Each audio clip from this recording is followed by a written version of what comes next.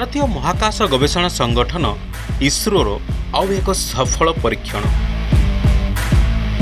महाकाश को उत्क्षेपण होईछि भारतर सबुठारु ओजनिया सैटेलाइट आंध्र प्रदेश श्रीहरिकोटा स्थित सतीश धावन महाकाश केन्द्ररू इसरो उत्क्षेपण करिछि संचार सैटेलाइट CMS-30 सैटेलाइटर ओजन 4410 किलोग्राम बेस ओजनिया होइथिबारु इसरो एही संचार उपग्रह को बाहुबली आख्या देछि। Future for enabling the mission flexibility for placing multiple satellites in various orbits using the Bahubali rocket LVM-3. Once again, my heartiest congratulations to each and every one of you.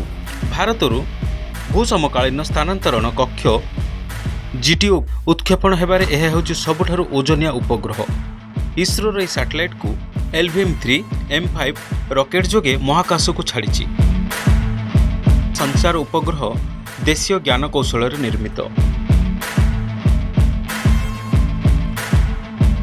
प्रतिरक्षा क्षेत्र में base सहायक हेबो इसरोर एही Baahubali satellite विशेषकर भारतीय नौसेना पाई सैटेलाइटर सूचना हेबो बेस उपादेय शत्रु अंचल रे गतिविधि उपर नजर रखिबो एही संचार satellite It's designed for providing communication services for at least 15 years.